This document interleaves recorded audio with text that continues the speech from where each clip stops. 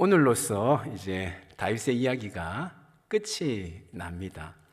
작년 6월부터 한 8개월 가량 다윗에 대해서 우리가 살펴보았는데요. 오늘 다윗의 일대기 마지막 부분인 것이죠. 오늘 본문의 말씀은 다윗이 아들 솔로몬에게 마지막으로 남기는 마지막 당부에 해당이 됩니다. 다윗의 유언이라고도 할 수 있습니다. 물론 다윗의 유언은 열왕기 상의 다른 버전으로 등장을 합니다만 오늘은 역대상에 등장하는 다윗의 유언에 대해서 우리가 좀 살펴보도록 하겠습니다. 여러분, 만일 여러분이 다윗이라면 이 세상을 떠날 때에 자녀들에게 어떤 유언을 첫 번째 유언으로 남기시겠습니까? 혹은 자녀된 입장에서 우리 부모님이 나에게 유언으로 남겨주는 그 유언 중에 첫 번째로 남겨주었으면 하는 그런 유언은 무엇인지요? 다윗은 아들 솔로몬에게 3가지의 유언을 남기고 있는데요. 그 중에서 첫 번째 유언이 무엇인고 하니까 하나님을 알라라고 하는 유언을 남기고 있습니다. 9절 말씀, 이렇게 말씀을 시작합니다. 내 아들 솔로몬아, 너는 내 아버지의, 다윗 자신을 가리키겠죠. 내 아버지의 하나님을 뭐하고? 알고, 이렇게 말하고 있습니다. 다윗이 자녀에게 남겨주는 최고의 유산은 무엇인고 하니까 하나님을 아는 지식이다, 이렇게 말씀을 하고 있는 것이죠. 물론 다윗에게는 물려줄 것들이 참 많았습니다.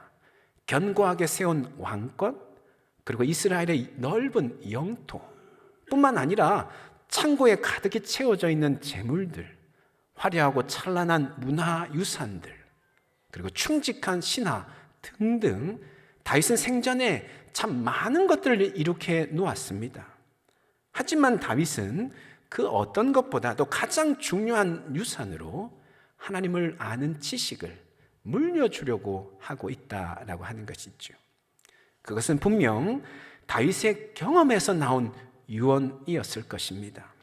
다윗이 평생 동안 깨달았던 가장 값진 재산이 무엇인고 하니까 바로 하나님을 아는 지식이었던 것이지요. 그런데 여러분, 우리가 하나님을 안다라고 할 때 여기서 좀 기억해야 될 것이 있습니다. 하나님을 안다라고 하는 것은 단지 지식적으로 아는 것을 의미하지 않습니다. 예를 들어서 이 자리에 계신 거의 모든 분들은 공주시장님이 누구인지를 아마 잘 아실 것입니다. 그런데 이때의 알미란 어떤 알미입니까? 정보로서의 알미인 것이지요.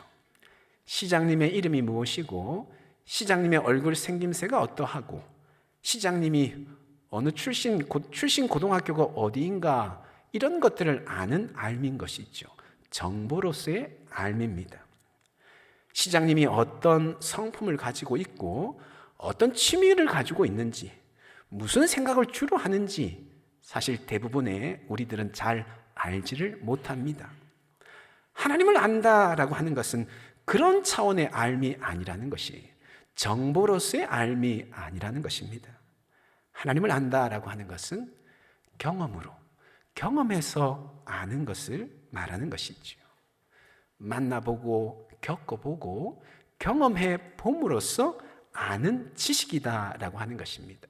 그렇게 만나보고 겪어보고 경험해 봄으로써 하나님께서 어떤 성품을 가지고 계시는지, 하나님께서 어떤 성향을 가지고 계시는지, 하나님의 어떤 계획과 비전을 가지고 계시는지 아는 것을 말하는 것이죠. 다윗은 그렇게 평생을 하나님을 깊이 경험하고 하나님을 깊이 알아갔던 것이죠. 그리고 그렇게 하나님을 아는 지식이 다윗의 평생에 있어서 가장 고상한 것이고 가장 가치 있는 것이고 무엇보다 가장 강력한 힘이 된다라고 하는 것을 다윗은 너무나도 잘 알았던 것입니다. 그래서 아들 솔로몬에게 남기는 유언 중에 첫 번째 유언으로 하나님을 알라 이렇게 당부를 하고 있는 것이지요. 여러분, 그렇다면 우리는 어떻게 하나님을 경험할 수 있을까요? 어떻게 하나님을 만나고 겪어볼 수 있겠습니까? 하나님을 제대로 알기 위해서는 하나님 만나고 겪어보고 경험해 보아야 된다 말씀을 드렸는데, 어떻게 하면 하나님을 경험하고 만날 수 있을까요? 무엇보다도 우리 자신을 하나님께 내어 맡기는 믿음의 결단이 우리에게 있어야 됩니다. 믿음으로 우리 자신을 하나님 손에 전적으로 내어 맡기는 그런 믿음의 결단이 우리에게 있어야 되겠다라고 하는 것이지요. 우리가 붙잡고 있는 수많은 안전장치들, 이 땅을 살아가면서 혹시라도 그것이 없어지면, 그것을 놓아버리면 내가 없어질 것만 같은 그런 많은 안전장치들이 있죠. 그런 세상의 안전장치들을 내려놓고 오로지 하나님의 손을 바라보고 하나님의 손을 붙잡는 그런 결단이 있어야 된다라고 하는 것이지요. 비록 아무것도 보장된 것이 없고 아무것도 예측할 수 없는 그런 상황이라고 할지라도 하나님께서 하실 것이라고 하는 그 믿음을 가지고 전적으로 우리 자신을 하나님 앞에 내어 맡기는 그런 믿음의 결단이 있을 때에 비로소 살아계신 하나님 만나고 그 하나님이 어떤 하나님이신가 더 깊이 알아갈 수 있다라고 하는 것이죠. 창세기 22장에 보면 아브라함이 아들 이삭을 하나님께 제물로 바치는 그런 이야기가 나옵니다. 하나님께서 아브라함을 시험하시면서 아브라함이 100세에 낳은 아들, 얼마나 귀한 아들이겠습니까? 100세에 얻은 아들인데 그 아들을 제물로 바치라 말씀을 합니다. 놀랍게도 아브라함은 그 하나님 말씀이 떨어지자 즉각적으로 순종합니다. 다음날 아침에 일찍 일어나서 3일 길을 가서는 그곳에서 칼을 손에 잡고는 사랑하는 아들 이삭을 각을 떠서 하나님께 제물로 바치려고 하는 것이죠. 그런데 바로 그 순간 하나님께서 아브라함을 불러 세우시는 것이죠. 그리고는 그런 말씀을 합니다. 내가 이제야 네가 나를 경외하는 줄을 아노라, 그런 말씀을 하십니다. 그리고는 미리 준비해 놓으신 순양 한 마리를 내어 놓으시는 것이죠. 아브라함은 그 순양을 잡아서 하나님께 번제로 드리고 그곳을 이렇게 부르지요. 여호와 이레, 이렇게 그 지역을 부릅니다. 여러분, 한번 생각해 보시면 좋겠습니다. 아브라함이 어떻게 여호와 이레 하나님을 알 수 있었을까요? 하나님께서 우리 인생에 예비하시는 하나님, 준비하신 하나님이라고 하는 그 사실을 어떻게 깨달아 알 수 있었을까요? 아브라함이 믿음으로 자신을 하나님께 내어 맡겼기 때문에 가능한 일이었던 것이죠. 번제했을 불과 나무는 가지고 있었지만 제물은 하나님이 준비하실 것이라고 하는 그 믿음을 가지고 결코 순종하기 쉽지 않은 그런 말씀인데, 여러분, 세상에 어느 부모가 자기 자식을 제물로 바치라고 하는 그 말씀에 순종할 수 있겠습니까? 결코 순종할 수 없는 그런 하나님 말씀이지만, 그러나 아브라함은 믿음으로 자기 자신을 하나님 앞에 내어 맡기며 순종한 것이다 라고 하는 것이죠. 그 결과 아브라함은 깨달아 알은 것이죠. 하나님은 여호와 이레 하나님이시다 라고 하는 것. 우리의 삶 가운데 함께 하시고 걸음마다 앞서셔서 순간순간 우리의 가장 좋은 것들로 예비하시는 여호와 이레 하나님이다 하는 그 사실을 깊이 깨달아 알았다라고 하는 것이지요. 여러분, 그런 것입니다. 우리 자신을 하나님 손에 내어 맡길 때에 우리가 붙잡고 있는 세상의 안전장치들을 내려놓고 모든 예상과 예측들을 내려놓고 오직 하나님의 손 바라보며 그 손에 우리 자신을 내어 맡길 때에 비로소 살아계신 하나님이 우리 삶 가운데 들어오게 되고 우리 눈에 보여지게 되고 그 하나님을 만나게 되는 것이죠. 그리고 그 하나님이 어떤 하나님이신지 더 깊이 알아가게 된다라고 하는 것이죠. 사랑하는 여러분, 바라옵기는 어떤 상황이든 믿음으로 우리 자신을 하나님께 내어 맡길 수 있기를 간절히 소망합니다. 그리하여 순간순간 하나님을 깊이 만나고 그 하나님을 더욱더 깊이 알아가시는 그런 복을 누리시기를 예수님의 이름으로 축원합니다. 그 다음 두 번째로 다윗이 솔로몬에게 남기는 유언은 무엇인고 하면 하나님을 섬기라라고 하는 유언입니다. 9절 말씀 다시 한번 보시면 내 아들 솔로몬아 너는 내 아버지의 하나님을 알고 온전한 마음과 기쁜 뜻으로 뭐 할지어다? 섬길지어다. 이런 이야기를 하죠. 하나님을 섬기라 당부하고 있습니다. 여러분, 섬긴다라고 하는 말이 어떤 의미입니까? 종이나 노예가 주인을 섬기는 것을 의미합니다. 오직 주인을 위해서 충성하고 헌신하는 것을 말합니다. 그런 것처럼 다윗은 솔로몬에게 하나님을 섬기라 당부하고 있는 것이지요. 그런데 여러분, 여기에서도 한 가지 기억할 것이 있습니다. 하나님을 섬긴다라고 하는 것은 외적인 행위에 핵심이 있는 것이 아니다라고 하는 것이죠. 하나님을 위해서 우리가 실제적으로 어떤 일을 하느냐, 어떤 행동을 하느냐, 거기에 하나님을 섬기는 것에 핵심이 있는 것이 아니라는 거예요.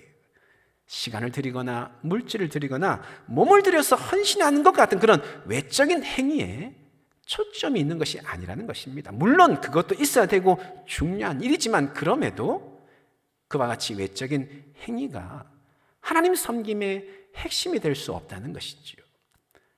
하나님을 섬긴다는 것의 핵심은 무엇인고 하면 우리의 마음에 그 핵심이 있습니다. 우리의 마음 중심이 오롯이 하나님을 향하고 있는 것, 그것이 하나님을 섬기는 것의 핵심이다라고 하는 것이지요. 오직 하나님만 바라보고 하나님께만 우리의 마음을 드리며 그러게 그 하나님만으로 만족할 줄 아는 것, 바로 거기에 하나님 섬김의 핵심이 있다는 것이지. 그렇게 오늘 본문에서도 다윗이 솔로몬에게 하나님을 섬길 것에 대해서 당부하면서 이런 말을 하고 있는 것이지요. 온전한 마음과 기쁜 뜻으로 섬길지어다, 이런 이야기를 하고 있습니다. 온전한 마음. 여러분, 온전한 마음이란 어떤 마음일까요? 온전한 마음이란 나뉘어지지 아니하는 마음입니다. 오직 하나님께만 집중하고 하나님만 바라보는 한 갈래로 하나님께로만 향하는 하나의 마음을 온전한 마음, 이렇게 표현하고 있는 것이죠. 하나님도 바라보고 세상도 바라보거나 하나님도 바라보고 물질도 바라보는 여러 갈래로 나뉘어져 있는 그런 마음이 아니라는 것이죠. 또한 기쁜 뜻으로 섬겨야 된다, 이렇게 이야기를 하는데요, 이 기쁜 뜻은 자원하는 마음을 말합니다. 강압에 의해서 억지로 행하는 것이 아니라 자발적으로 자원해서 행하는 것을 말하는 것이죠. 그런 것처럼 하나님을 섬긴다는 이 말의 핵심은 우리의 마음 중심이 오롯이 하나님께로만 향하는 것, 그것이 바로 하나님을 섬기는 것의 핵심이 있다는 것이지. 우리의 마음이 오롯이 하나님께로만 향하고 있기 때문에 다른 어떤 것이, 하나님 아닌 다른 어떤 것이 우리의 마음에 끼어들 틈이 없는 것이에요. 하나님 한 분만으로 충만한 것, 그것이 하나님을 온전히 섬기는 것이다 라고 하는 것이죠. 여러분, 결혼 반지는 보통 몇 번째 손가락에 끼는지 아십니까? 결혼 반지, 약지면 몇 번째 손가락이죠? 네 번째 손가락에 결혼 반지를 끼죠. 저도 지금 20몇 년째인데 아주 열심히 잘 끼고 있습니다. 큐빅이라고 하나요? 이것도 여기저기 빠져 있지만 그래도 계속 끼고 다니고 있는데, 저희 아내가 맨날 저보고 이야기를 해요. 좀 이렇게 보수해서 좀 끼고 다니라고 이야기하는데 저는 이 상태가 그냥 좋은 거죠. 결혼 반지는 보통 네 번째 손가락에 끼는데요, 왜 네 번째 손가락에 결혼 반지를 끼는 것일까요?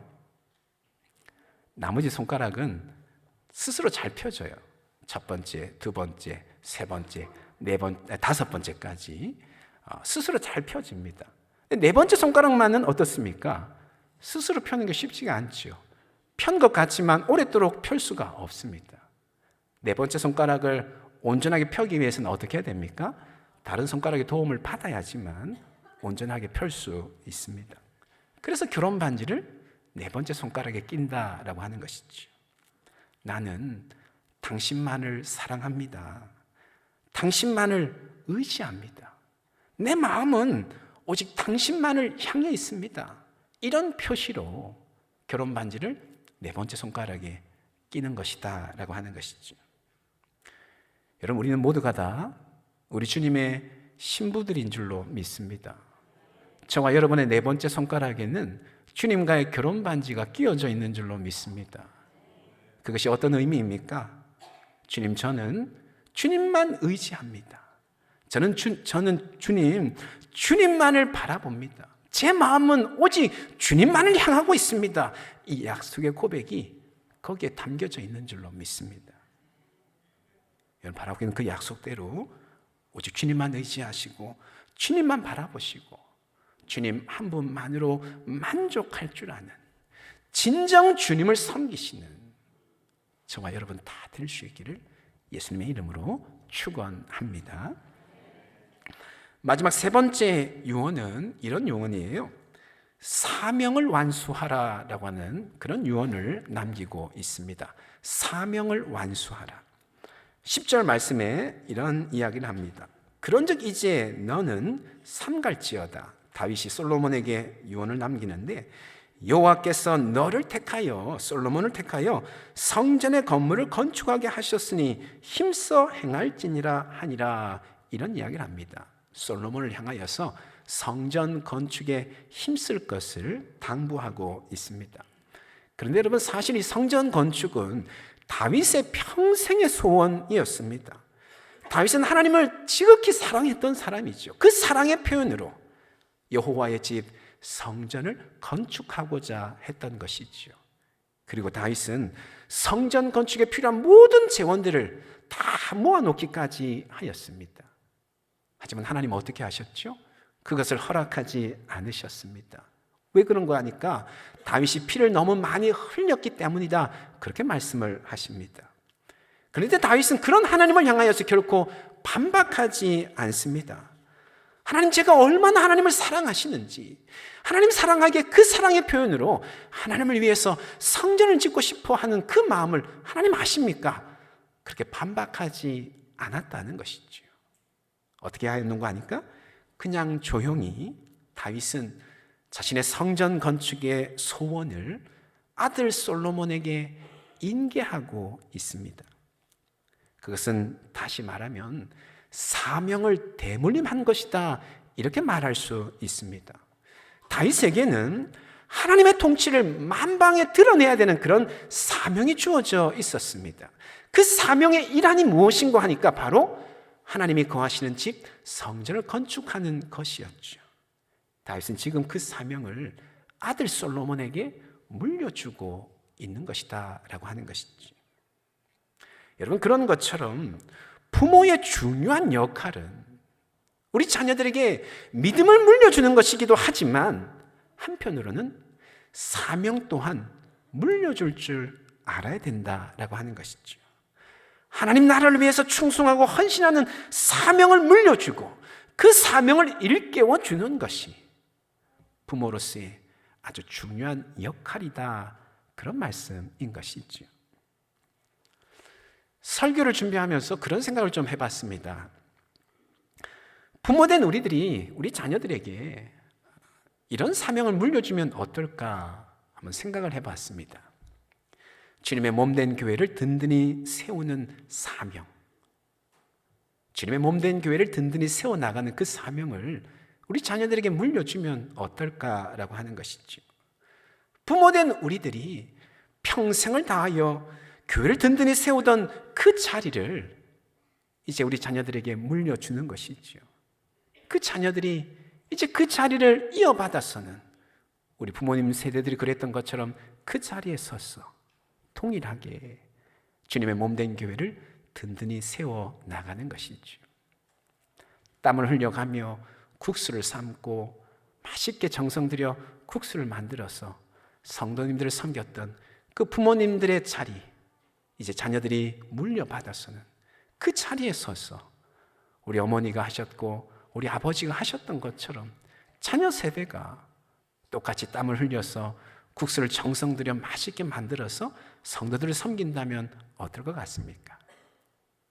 맡겨주신 양무리들을 위해서 눈물로 기도하며 목양하던 그 구역장의 자리, 자녀 세대가 그 자리를 물려받아서는 우리 부모님이 그랬던 것처럼 눈물로 구역 식구들을 위해서 기도하고 목양한다면 여러분 어떨 것 같습니까? 아마도 그 모습은 참 감격스러울 것입니다. 참 감사하지 않을 수 없을 것입니다. 목사 안수식에 가보면 순서들이 참 많은데요, 그 중에서도 아주 중요한 순서가 몇 가지 있습니다. 그 몇 가지 순서 중에 성의 착용 순서가 있습니다. 성의 착용, 목사 가운을 입혀주는 순서인 것이지요. 목사 안수를 받고 나서 일어나서 안수해 주신 분들 한 분씩 돌아가며 악수례를 하고, 그리고 나서 그 다음에 뭐냐면 목사로서 처음으로서 목사 가운을 입는 성의 착용식이 있습니다. 일반적으로 이때 성의를 입혀주는 사람은 누구냐면 섬기는 교회 담임 목사가 목사 안수를 받는 사람에게 목사 가운 성의를 착용을 해 입혀주는 것이지요. 그런데 한 경우에만 다른 사람에게 양보하는 경우가 있습니다. 언제냐면요, 목사 안수를 받는 사람의 아버지가 목사님이면 아버지 목사님이 아들 목사에게 성의를 입혀주도록 그 섬기는 교회 담임 목사는 양보를 할 때가 참 많은 것이죠. 그런데 여러분, 그때 보면 거의 모든 아버지 목사님이 눈물을 흘리면서 성의를 입혀주는 것을 보게 됩니다. 아마도 자신이 평생 주를 위해 충성하고 헌신하는 그 목회의 길을 사랑하는 아들이, 사랑하는 우리 자신의 자녀가 자기 자신을 이어서 그 길을 걸어가는 그 모습을 보면서 감사하며 감격하여서 눈물을 흘리는 것이겠죠. 대를 이어서 사명을 완수하는 그 모습이 너무나도 감격스럽다라고 하는 것이죠. 목사님들만 그런 것이 아닙니다. 우리 자녀들이 장성하고 결혼하여 출가하여서 이 교회에서 이제 집사 직분을 받지 않습니까? 우리 교회도 주로 결혼을 하고 나서 집사 직분을 받는데 30세가 되면 신앙의 여부들을 이렇게 보고 집사 직분을 처음으로 임명을 하거든요. 자녀들이 장성하여 결혼하고 출가하여서 처음 서리집사 직분을 받는 그 모습을 보면서 또 많은 부모님들이 참 감사하고 감격스러워하는 그런 모습을 볼 때도 참 많습니다. 여러분, 그런 것처럼 우리 자녀들에게 사명을 물려주는 것 또한 참 중요하다라고 하는 것이지요. 주님과 주님 나라를 위해서 충성하고 헌신하는 삶을 살도록 사명을 물려주고 사명을 일깨워주는 것 또한 부모로서 아주 중요한 역할이다라고 하는 것이지요. 우리 부모 세대들은 그런 소망을 품을 수 있기를 바랍니다. 내가 평생을 다하여서 섬기는 그 사명들을 내 자녀들이 물려받고 이어받아서 계속해서 주를 위해 충성하는 사명자가 되기를 소망하는 그런 소망을 품고 기도하며 우리가 본이 되는 삶을 살고자 애를 쓰는 우리 부모님들 될 수 있기를 바랍니다. 우리 자녀 세대들 또한 그런 소망을 품었으면 좋겠습니다. 우리 부모님들이 정말 평생을 바쳐서 아까워하지 않고 자기 자신을 주님께 바쳐서 헌신하고 충성하는데 그것이 결코 헛된 일이 아니라 정말 가장 값진 일인 줄로 알고 나도 또한 우리 어머니처럼 우리 아버지처럼 주님의 몸된 교회 주님의 나라를 위해서 충성하리라 다짐하고 소망하는 마음을 품을 수 있기를 간절히 소망합니다. 대를 다하여서 하나님 섬기고 그래서 대를 이어서 하나님의 그 풍성한 은혜를 누려가는 믿음의 명문 가들을 이루시기를 예수님의 이름으로 축원합니다. 아멘. 기도하겠습니다.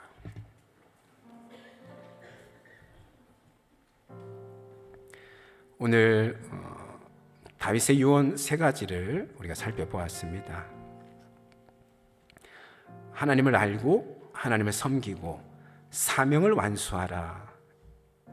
이 유언을 남기는 다윗의 모습을 보면서 무엇보다도 우리 자신이 먼저 하나님을 알고자 힘쓸 수 있도록 전적으로 우리 자신을 주님 앞에 내어 맡김으로 하나님을 알아가게 하시되, 무엇보다 하나님을 아는 지식이 가장 고상하고 가장 가치 있으며 가장 강력한 힘이 된다고 하는 그 사실 우리가 확신하고 우리 자녀들에게도 그것을 첫 번째로 남기는 당부가 되어줄 수 있도록 주님 우리 붙드시고 인도하여 주시옵소서. 뿐만 아니라 우리 하나님을 섬기되 오롯이 우리의 마음이 오직 하나님께로만 향하는 그런 온전한 섬김이 되게 하여 주시옵시고, 그 사명이 우리 자녀 세대들까지 대대로 물려지고 흘러갈 수 있도록 하나님 우리를 붙들어 주시옵소서. 하나님, 우리 부모님들이 참 충성되이 주를 위해 살아가는 그 모습 단지 보는 것만으로 그치지 않게 하시고 내 몸에도 그것들이 입혀지게 하시고 익숙해지게 하시고 우리 부모님 따라서 주님을 위해 충성하는 삶을 살아가는 우리 자신들 되게 하여 주시옵소서. 이 시간 우리 말씀 붙잡고 함께 기도하겠습니다. 거룩하신 하나님 아버지, 오늘 주의 말씀으로 우리를 붙드시고 인도하여 주시니 참으로 감사를 드립니다. 하나님 아버지, 주님 다스려 주시옵시되 오늘 다윗의 아들 솔로몬에게 세 가지 유언을 남기고 있는데, 하나님을 알고 하나님을 섬기고 사명을 완수하라고 하라고 하는 그 유언이 주님 우리의 유언이 되어줄 수 있기를 원합니다. 사랑하는 우리 자녀들에게 무엇보다 하나님을 아는 지식을 최고의 유산으로 남겨줄 줄 아는 우리가 되게 하여 주시옵시고, 하나님을 섬기는 본을 보게 하여 주시오며, 하나님 우리가 충성되이 감당하는 그 사명 우리 자녀 세대들까지도 이어줄 수 있는 그런 우리가 되어줄 수 있도록 하나님 역사하여 주시옵소서. 대를 다하여서 하나님 섬기며 대를 다하여서 하나님 놀라운 은혜를 덧입는 믿음의 명문가들이 다 되어줄 수 있기를 원하오니 주님 역사해 주시고 인도하여 주시옵기를 하나님 아버지 간절히 기도합니다. 오 주님 다스려 주시옵소서. 주님 역사하여 주시옵소서. 하나님 함께하여 주시옵소서.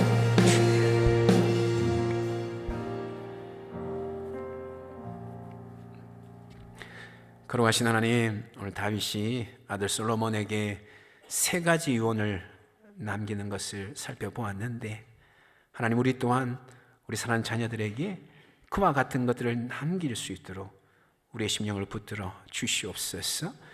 그 어떤 것보다도 하나님을 아는 지식이 최고의 유산임을 기억하게 하시되, 부모된 우리들이 먼저 힘써 하나님을 알아가게 하여 주시옵시고, 하나님을 아는 지식이 우리 인생에 가장 고상하고 가장 가치가 있으며 가장 강력한 힘이 됨을 우리가 깨달아 알게 하시고 확신하게 하시고, 우리 자녀들에게 무엇보다 그것 물려주고자 애를 쓰는 우리 부모들이 다 되게 하여 주시옵소서. 뿐만 아니라 오롯이 하나님 섬기는 우리 부모들이 되게 하여 주시고, 그 사명을 우리 자녀들에게도 전수하고 물려줄 줄 아는 우리 부모들이 다 되게 하여 주시옵소서. 우리 자녀들은 우리 부모님들의 그 충성된 모습을 바라보며 나도 닮고자 하는 마음을 품게 하여 주시고, 우리 부모님들이 서 있던 그 자리 이어받아서 여전히 주님의 몸된 교회와 주님의 나라를 위해서 충성하는 삶을 살겠다 다짐할 수 있도록 하나님 인도하여 주시옵소서. 그리하여 주의 몸된 교회에 속한 모든 가정마다 대를 이어서 하나님 섬기고 대를 이어서 하나님 풍성한 은혜를 누리는 믿음의 명문가들이 다 되어줄 수 있도록 인도하여 주시옵소서. 그렇게 하신 하나님께 모든 것 맡겨드리며 예수님의 이름으로 기도합니다. 아멘.